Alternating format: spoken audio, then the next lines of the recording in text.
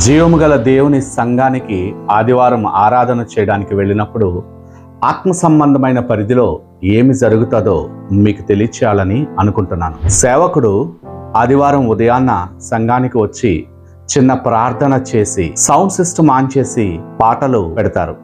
అయితే అప్పటికే సేవకుడు ఎడతెగక వాక్య ధ్యానములోను ప్రార్థనలోను గడుపుతూ సంఘానికి వస్తాడు. ఆ పాటలు విన్నటువంటి విశ్వాసులు సంఘంలో ఆరాధన మొదలైందని త్వరగా వారి ఇంటి దగ్గర పనులు ముగించుకొని సంఘానికి వస్తారు. వాళ్ళు సంఘానికి వచ్చేటప్పుడు వారి మనసులో అనేకమైనటువంటి భారాలతో రావడం జరుగుతుంది.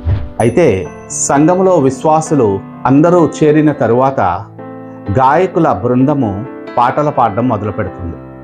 ఆ పాటలతో ఒక్కొక్కటిగా పాడుతూ ఉండగా విశ్వాసుల మనసు, విశ్వాసుల హృదయము అనుసంధానం అవడం వలన దేవుని యొక్క సన్నిధి అక్కడ వారు అనుభవిస్తూ మెల్లిగా వాళ్ళ మనసులలో ఉన్నటువంటి భారాన్ని విడిచిపెడతారు. ఇంతలో ఆత్మ సంబంధమైన పరిధిలో దేవుడు రాజ్యము నుంచి పరిశుద్ధ దేవదూతలు ఆ సంఘము చుట్టూ వచ్చి చేరుకుంటారు. ఎందుకో తెలుసా? పరిశుద్ధాత్ముడు ఆల్రెడీ అక్కడ ఉన్నాడు కాబట్టి. సేవకుడు ఆత్మలో ఆ యొక్క పరిశుద్ధాత్మునితో ఏకాత్మ అయ్యి విశ్వాసుల కొరకు మొరపెట్టడానికి, ఆ దేవుని యొక్క మనస్సును విశ్వాసులకు తెలియజేయడానికి సిద్ధపడి ప్రార్థనాపూర్వకంగా అక్కడ ఉన్నాడు కాబట్టి విశ్వాసులు పాటలతో మమేకమయ్యి వాళ్ళ మనసులో ఉన్నటువంటి భారాన్ని పూర్తిగా విడిచిపెట్టి ఆరాధనకి సిద్ధపడతారు. వాళ్ళ ఆత్మలో ఆరాధించడానికి సిద్ధపడతారు. సరిగ్గా అప్పుడే సేవకుడు లేచి నించొని ఆరాధనకి సమయం అయిందని దేవుడి సన్నిధిలో నిలబెట్టి అందరూ కలిసి ఆత్మతో సత్యముతో ఆరాధిస్తుండగా దేవుడు ఆ సమయాన్ని ఎంతో సంతోషిస్తారు. వారి ఆరాధన ధూపము వలె స్వీకరిస్తారు. ఇది అయ్యేటప్పటికి విశ్వాసుల హృదయాలన్నీ కూడా దేవుడి పట్ల వారికి ఒక ఆరాధనా భావముతో విశ్వాసులు అందరూ కూడా సిద్ధపడి ఉంటారు. అప్పుడు సేవకుడు దేవుని యొక్క వాక్యాన్ని బోధించడం మొదలుపెట్టగా పరిశుద్ధాత్ముడే సేవకుడు ద్వారా తన యొక్క వాక్కు ప్రత్యక్షత విశ్వాసులకు కలగజేస్తాడు. ఆ వాక్యం విన్నటువంటి విశ్వాసుల హృదయాలలో విశ్వాసము పెరుగుతుంది. విశ్వాసంలో వారు బలపడతారు. వాళ్ళు సంఘానికి వచ్చినప్పుడు ఉన్నటువంటి స్థితి వాళ్ళ హృదయంలో ఇప్పుడు ఉండదన్నమాట.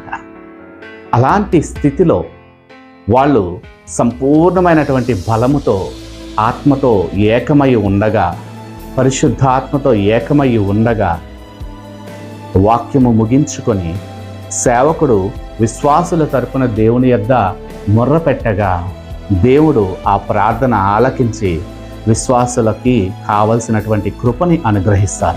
చివరిగా సేవకుడు తన హస్త నిక్షేపణ చేస్తూ అందరి పైన తన చేతులుంచి ప్రార్థిస్తున్నప్పుడు పరిశుద్ధాత్మ యొక్క శక్తి విడుదల అయ్యి వారికి ఎవరెవరికి ఏమేమి కావాలో, ఎవరెవరి జీవితంలో దేవుని చిత్తము ఎలా నెరవేరాలో అది నెరవేరుతూ వాళ్ళందరి యొక్క హృదయాలలో, మనసులలో, శరీరాలలో, జీవితాలలో, కుటుంబంలో ఆ యొక్క దేవుడు సన్నిధి శక్తి అనుభవించే విధముగా ఆదివారం ఆరాధన కొనసాగుతుంది. జీవము గల దేవుని సంఘములో మాత్రమే ఈ రకముగా కొనసాగుతుంది సుమా. ఆత్మ సంబంధమైన పరిధిలో దేవుని యొక్క శక్తి, దేవుని యొక్క బలము కుమ్మరింపు జరగడం ద్వారా ఆ సంఘములో ఎవ్వరూ ఊహించలేనటువంటి అనేకమైన అద్భుత కార్యాలు జరిగి తిరిగి మరల విశ్వాసులు ఇంటికి వెళ్ళేటప్పటికీ సంతోషముతో, ఆనందముతో ఊహించలేనటువంటి ఆ యొక్క దేవుని సన్నిధిని మోసుకొని ఇంటికి వెళ్తారు. ప్రతి ఆదివారము జీవముగల దేవుని సంఘములో ఇదే జరుగుతుంది. ఈ విధముగా భూమిపైన కొన్ని కోట్ల సంఘాలలో ప్రతి ఆదివారము దేవుడి యొక్క సన్నిధి, ఆయన శక్తి మనకి అందుబాటులో ఉన్నది. ఈ విషయము తెలియనటువంటి అనేకమైన విశ్వాసులు కానివ్వండి, సేవకులు అనబడే వాళ్ళు కానివ్వండి, ఈ శక్తిని, ఈ సన్నిధిని అనుభవించలేక వాళ్ళ చిత్తానుసారముగా ఆదివారం ఆరాధన జరిగించేస్తూ జీవించేస్తున్నారు. మీరు మాత్రం ఆ రకంగా ఉండకూడదని, మీకు ఈ మర్మము తెలియాలని దేవుడి యొక్క ఆత్మ ప్రేరేపణతో ఈ విషయాన్ని మీ ముందుకు తీసుకొచ్చాను. డీప్ రెవల్యూషన్స్ అనే ఈ ఛానల్కి మీరు కనెక్ట్ అయి ఉండండి. ఖచ్చితంగా ఇలాంటి అనేకమైనటువంటి లోతైన మర్మాలు, లోతైన ప్రత్యక్షతలు ప్రతిరోజు మీకు తెలియచేయడానికి ఆయన పనివాడిగా, ఆయన సేవకుడిగా నేను ఇక్కడ సిద్ధపడి ఉన్నానని మీకు తెలియచేస్తున్నాను. God bless you all.